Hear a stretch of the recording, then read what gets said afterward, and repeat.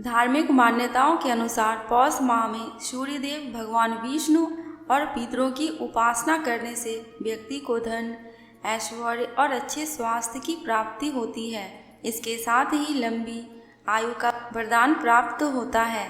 पौष मास में रोजाना सूर्यदेव भगवान विष्णु की कथा का श्रवण अवश्य ही करना चाहिए। भागवत पुराण, विष्णु पुराण की कथा अवश्य ही श्रवण करना चाहिए। आपको अभीष्ट फल की प्राप्ति होगी। आइए सुनते हैं सूर्यदेव की व्रत कथा। प्राचीन काल की बात है। एक बुढ़िया माई थी जो नियमित सूर्योदय से पूर्व उठकर नित्य क्रमों से निर्मित होकर अपने आंगन को गोबर से लिपती थी, जिससे वह स्वच्छ हो सके। इसके बाद वो सूर्यदेव की पूजा अर्चना करती थी, साथ ही रविवार की व्रत कथा भी सुनती थी। इस दिन वो एक समय भोजन करती थी और उससे पहले सूर्यदेव को भोग भी लगाती थी। सूर्यदेव उस बुढ़िया माई से बेहद प्रसन्न थे। यही कारण था कि उसे किसी भी तरह का कोई कष्ट नहीं था और वो धन धान्य से परिपूर्ण थी। जब उसकी पड़ोसन ने देखा कि वो बहुत ही सुखी है तो वो उससे जलने लगी। बुढ़िया के घर में गाय नहीं थी, इसलिए वो अपनी पड़ोसन के आंगन से गोबर लाती थी, क्योंकि उसके यहाँ गाय बंधी रहती थी। पड़ोसन ने बुढ़िया माई को परेशान करने के लिए कुछ सोचकर गाय को घर के अंदर बांध दिया। अगले रविवार बूढ़ी माई को आंगन लिपने के लिए गोबर नहीं मिला तो उसने सूर्य देवता को भोग भी नहीं लगाया, साथ ही खुद भी भोजन नहीं किया और पूरे दिन भूखी प्यासी रही और फिर सो गई।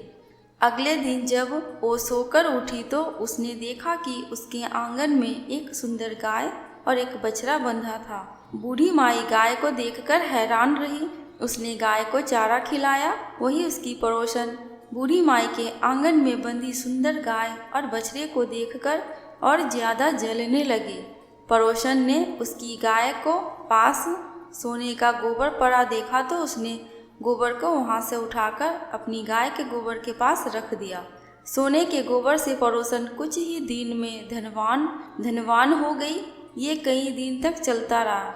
कई दिनों तक बूढ़ी माई को सोने के गोबर के बारे में कुछ भी पता नहीं था। ऐसे में बूढ़ी माई पहले की ही तरह सूर्यदेव का व्रत करती रही, साथ ही कथा भी सुनती रही। इसके बाद जिस दिन सूर्यदेव को पड़ोसन की चालाकी का पता चला, तब उन्होंने तेज आंधी चला दी। तेज आंधी को देखकर बूढ़ी माई ने अपनी गाय को अंदर बांध दिया। अगले दिन जब बूढ़ी माई उठी तो उसने सोने का गोबर देखा, तब उसे बेहद आश्चर्य हुआ। तब से लेकर आगे तक उसने गाय को घर के अंदर ही बांधा।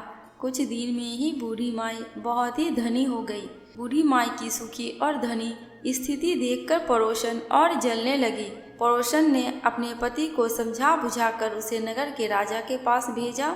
जब राजा ने उस सुंदर गाय को देखा तो वह बहुत ही खुश हुआ। सोने के गोबर को देखकर तो उसकी खुशी का कोई ठिकाना नहीं रहा। नगर के राजा के पास भेज दिया गया। सुंदर गाय को देखकर राजा बहुत खुश हुआ। सुबह जब राजा ने सोने का गोबर देखा तो उसके आश्चर्य का ठिकाना नहीं रहा। वहीं बूढ़ी माई भूखी प्यासी रहकर सूर्य भगवान से प्रार्थना कर रही थी। सूर्यदेव को उस पर करुणा आई। उसी रात सूर्यदेव राजा के सपने में आए और उससे कहा कि हे राजन, बूढ़ी माई की गाय व बछड़ा तुरंत वापस कर दो। अगर ऐसा नहीं किया तो तुम पर परेशानियों का पहाड़ टूट पड़ेगा। सूर्यदेव के सपने ने राजा को बुरी तरह से डरा दिया। इसके बाद राजा ने बूढ़ी माई को गाय और बछड़ा लौटा दिया। राजा ने बूढ़ी माई को ढेर सारा धन दिया और क्षमा मांगी। वहीं राजा ने पड़ोसन और उसके पति को सजा भी दी। इसके बाद राजा ने पूरे राज्य में घोषणा कराई कि रविवार को हर कोई व्रत किया करे। सूर्यदेव का व्रत करने से व्यक्ति धन धान्य से परिपूर्ण हो जाता है, साथ ही घर में खुशहाली भी आती है। कथा समाप्त। अब सुनेंगे श्रीमद् भागवत महापुराण की संक्षिप्त वर्णन। प्रथम स्कंद का वर्णन एवं उनके कथा। नारद जी की प्रेरणा से वेद व्यास जी ने श्रीमद् भागवत ग्रंथ लिखा है। श्रीमद् भागवत ग्रंथ में 335 अध्याय है। यह व्यास जी द्वारा 18 पुराणों में रचित बहुत ही श्रेष्ठ पुराण है। श्रीमद् भागवत कथा में 18,000 श्लोक, 335 अध्याय एवं 12 स्कंद हैं। अन्य पुराणों के समान श्रीमद् भागवत ऋषि वेद व्यास द्वारा लिखे गए हैं। ऋषि सुखदेव जी जो वेद व्यास के बेटे थे, उन्होंने श्रीमद् भागवत को राजा परीक्षित को सुनाया था। राजा परीक्षित को, जिनको ऋषि श्रृंगी द्वारा 7 दिनों में तक्षक सांप द्वारा मारे जाने के लिए भी श्राप दिया गया था। इसमें भक्ति, ज्ञान तथा वैराग्य की महानता को दर्शाया है। विष्णु और कृष्णावतार की कथाओं का ज्ञान कराती है। इस पुराण में सकाम कर्म, निष्काम कर्म, ज्ञान साधना, सिद्धि साधना, भक्ति, अनुग्रह, मर्यादा, द्वैत, अद्वैत, द्वैताद्वैत, निर्गुण सगुण ज्ञान प्राप्त होता है। श्रीमद् भागवत पुराण विद्या का अक्षय भंडार है। यह पुराण सभी प्रकार के कल्याण देने वाला है। प्रथम स्कंद। इस पुराण के प्रथम स्कंद में 19 अध्याय है, जिनमें सुखदेव जी ईश्वर भक्ति का महात्म्य सुनाते हैं। भगवान के विविध अवतारों का वर्णन, देव ऋषि नारद के पूर्व जन्मों का चित्रण, राजा परीक्षित के जन्म, कर्म और मोक्ष की कथा, अश्वत्थामा का निंदनीय कृत्य और उसकी पराजय, भीष्म पितामह का प्राण त्याग, श्री कृष्ण का द्वारका गमन, विदुर के उपदेश, धृतराष्ट्र, गांधारी तथा कुंती की तन गमन एवं पांडवों का स्वर्गारोहण के लिए हिमालय में जाना आदि घटनाओं का क्रमवार कथानक के रूप में वर्णन किया गया है। अब सुनेंगे श्रीमद् भागवत महापुराण का प्रथम स्कंद का प्रथम अध्याय। श्री सूत जी से शौनकादि ऋषियों का प्रश्न, मंगलाचरण, जिससे इस जगत की सृष्टि, स्थिति और प्रलय होते हैं, क्योंकि वह सभी सद्रूप पदार्थों में अनुगत है और असत पदार्थों से पृथक है। जड़ नहीं, चेतन है, परतंत्र नहीं, स्वयं प्रकाश है, जो ब्रह्मा अथवा हिरण्यगर्भ नहीं, प्रत्युत उन्हें अपने संकल्प से ही जिसने उस वेद ज्ञान का दान दिया है, जिसके संबंध में बड़े बड़े विद्वान भी मोहित हो जाते हैं। जैसे तेजोमय सूर्य रश्मियों में जल का, जल में स्थल का और स्थल में जल का ब्रह्म होता है, वैसे ही जिसमें यह त्रिगुणमयी जागृत, स्वप्न, सुषुप्ति रूपा सृष्टि मिथ्या होने पर भी अधिष्ठान सत्ता से सत्यव्रत प्रतीत हो रही है, उस अपनी स्वयं प्रकाश ज्योति से सर्वदा और सर्वदा माया और माया कार्य से पूर्णतः मुक्त रहने वाले परम सत्य रूप परमात्मा का हम ध्यान करते हैं। महामुनि व्यास देव के द्वारा निर्मित इस श्रीमद् भागवत महापुराण में मोक्ष पर्यंत फल की कामना से रहित परम धर्म का निरूपण हुआ है। इसमें शुद्धांत करण, सत्य पुरुषों के जानने योग्य उस वास्तविक वस्तु परमात्मा का निरूपण हुआ है, जो तीनों तापों का जड़ से नाश करने वाली और परम कल्याण देने वाली है। अब और किसी साधन या शास्त्र से क्या प्रयोजन, जिस समय भी सुकृति पुरुष इसके श्रवण की इच्छा करते हैं, ईश्वर उसी समय अविलंब उनके हृदय में आकर बंदी बन जाता है। रस के मर्मज्ञ भक्तजन, यह श्रीमद् भागवत वेद रूप कल्प वृक्ष का पका हुआ फल है। श्री सुखदेव रूप तोते के मुख का संबंध हो जाने से यह परमानंदमय सुधा से परिपूर्ण हो गया है। इस फल में छिलका, गुठली आदि त्याज्य अंश तनिक भी नहीं है। यह मूर्तिमान रस है। जब तक शरीर में चेतना रहे, तब तक इस दिव्य भगवत रस का निरंतर बार बार पान करते रहो। यह पृथ्वी पर ही सुलभ है। कथा प्रारंभ। एक बार भगवान विष्णु एवं देवताओं के परम पुण्यमय क्षेत्र नैमिषारण्य में शौनकादि ऋषियों ने भगवत प्राप्ति की इच्छा से सहस्त्र वर्षों में पूरे होने वाले एक महान यज्ञ का अनुष्ठान किया।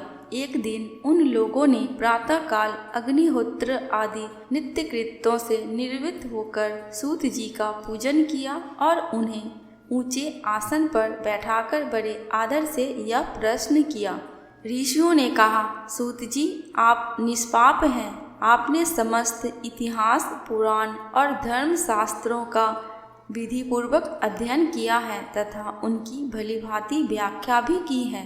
वेद वेदांतों में श्रेष्ठ भगवान बाद नारायण ने एवं भगवान के सगुण निर्गुण रूपों को जानने वाले दूसरे मुनियों ने जो कुछ जाना है, उन्हें जिन विषयों का ज्ञान है, वह सब आप वास्तविक रूप में जानते हैं। आपका हृदय बड़ा ही सरल और शुद्ध है, इसी से आप उनकी कृपा और अनुग्रह के पात्र हुए हैं। गुरुजन अपने प्रेमी शिष्य को गुप्त से गुप्त बात भी बता दिया करते हैं। आयुष्मान, आप कृपा करके यह बतलाइए कि उन सब शास्त्रों, पुराणों और गुरुजनों के उपदेशों में कलियुगी जीवों के परम कल्याण का सहज साधन आपने क्या निश्चय किया। आप संत समाज के भूषण हैं। इस कलयुग में प्रायः लोगों की आयु कम हो गई है। साधन करने में लोगों की रुचि और प्रवृत्ति भी नहीं है। लोग आलसी हो गए हैं। उनका भाग्य तो मंद है ही, समझ भी थोड़ी है। इसके साथ ही वे नाना प्रकार की विघ्न बाधाओं से घिरे हुए रहते हैं। शास्त्र भी बहुत से हैं, परंतु उनमें एक निश्चित साधन नहीं। अनेक प्रकार के कर्मों का वर्णन है, साथ ही वे इतने बड़े हैं कि उनका एक अंश सुनना भी कठिन है। आप परोपकारी हैं। अपनी बुद्धि से उनका सार निकालकर प्राणियों के परम कल्याण के लिए हम श्रद्धालुओं को सुनाइए, जिससे हमारे अंतःकरण की शुद्धि प्राप्त हो। प्यारे सूत जी, आपका कल्याण हो। आप तो जानते ही हैं कि यदुवंशियों के रक्षक भक्त वत्सल भगवान श्री कृष्ण वसुदेव की धर्म पत्नी देवकी के गर्भ से क्या करने की इच्छा से अवतीर्ण हुए थे। हम उसे सुनना चाहते हैं। आप कृपा करके हमारे लिए उनका वर्णन कीजिए, क्योंकि भगवान का अवतार जीवों के परम कल्याण और उनकी भगवत प्रेममय समृद्धि के लिए होता है। यह जीव जन्म मृत्यु के घोर चक्र में पड़ा हुआ है। इस स्थिति में यदि वह भी कभी भगवान के मंगलमय नाम का उच्चारण कर ले तो उसी क्षण उससे मुक्त हो जाए, क्योंकि स्वयं भय भी भगवान से डरता रहता है। सूत जी, परम विरक्त और परम शांत मुनिजन भगवान के श्री चरणों की शरण में रहते हैं। अतएव उनके स्पर्श मात्र से संसार के जीव तुरंत पवित्र हो जाते हैं। इधर गंगा जी के जल का बहुत दिनों तक सेवन किया जाए तब कहीं पवित्रता प्राप्त होती है। ऐसे पुण्य आत्मा भक्त जिनकी लीलाओं का गान करते रहते हैं, उन भगवान का कली मलहारी पवित्र यश भला आत्मशुद्धि की इच्छा वाला ऐसा कौन मनुष्य होगा जो श्रवण ना करे। वे लीला से ही अवतार धारण करते हैं। नारद आदि महात्माओं ने उनके उदार कर्मों का गान किया है। हम श्रद्धालुओं के प्रति आप उनका वर्णन कीजिए। बुद्धिमान सूत जी, सर्व समर्थ प्रभु अपनी योग माया से स्वच्छंद लीला करते हैं। आप उन श्री हरि की मंगलमयी अवतार कथाओं का अब वर्णन कीजिए।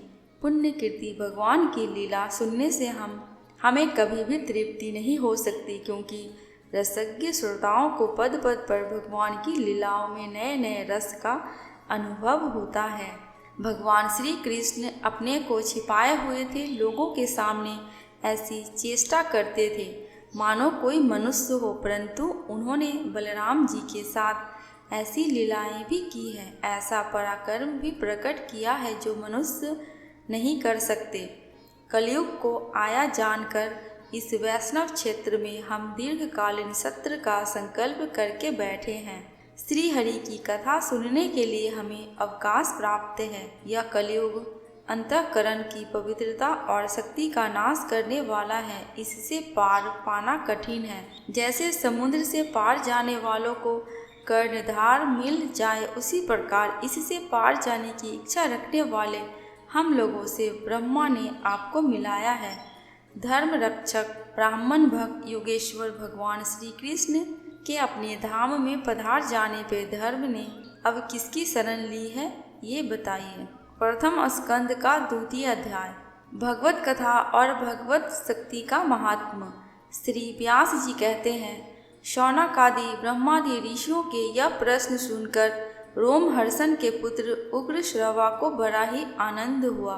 उन्होंने ऋषियों के इस मंगलमय प्रश्न का अभिनंदन करके कहना प्रारंभ किया। सूत जी ने कहा, जिस समय श्री सुखदेव जी का यज्ञोपवीत संस्कार भी नहीं हुआ था, सुतरां लौकिक वैदिक कर्मों के अनुष्ठान का अवसर भी नहीं आया था। उन्हें अकेले ही संन्यास लेने के उद्देश्य से जाते देखकर उनके पिता व्यास जी विरह से कातर होकर पुकारने लगे, बेटा बेटा। उस समय तन्मय होने के कारण श्री सुखदेव जी और से वृक्षों ने उत्तर दिया, ऐसे सबके हृदय में विराजमान श्री सुखदेव मुनि को मैं नमस्कार करता हूँ। श्रीमद् भागवत महापुराण अत्यंत गोपनीय रहस्यात्मक पुराण है। यह भगवत स्वरूप का अनुभव कराने वाला और समस्त वेदों का सार है। संसार में फंसे हुए जो लोग इस घोर अज्ञान अंधकार से पार जाना चाहते हैं, उनके लिए आध्यात्मिक तत्वों को प्रकाशित कराने वाला यह अद्वितीय दीपक है। वास्तव में उन्हीं पर करुणा करके बड़े बड़े मुनियों के आचार्य श्री सुखदेव जी ने इसका वर्णन किया है। मैं उनको शरण ग्रहण करता हूँ। मनुष्यों में सर्वश्रेष्ठ भगवान के अवतार नर नारायण ऋषियों को, सरस्वती देवी को और श्री व्यास देव जी को नमस्कार करके तब संसार और अंतःकरण के समस्त विकारों पर विजय प्राप्त कराने वाले इस श्रीमद् भागवत महापुराण का पाठ करना चाहिए। ऋषियों, आपने संपूर्ण विश्व के कल्याण के लिए यह बहुत सुंदर प्रश्न किया है, क्योंकि यह प्रश्न श्री कृष्ण के संबंध में है और इससे भली भांति आत्मशुद्धि हो जाती है। मनुष्यों के लिए सर्वश्रेष्ठ धर्म वही है जिससे भगवान श्री कृष्ण में भक्ति हो, भक्ति में भी ऐसी जिसमें किसी प्रकार की कामना ना हो और जो नित्य निरंतर बनी रहे। ऐसी भक्ति से हृदय आनंद स्वरूप परमात्मा की उपलब्धि करके कृत्य हो जाता है। भगवान श्री कृष्ण में भक्ति होते ही अनन्य प्रेम से उनमें चित्त जोड़ने ही निष्काम ज्ञान और वैराग्य का आविर्भाव हो जाता है।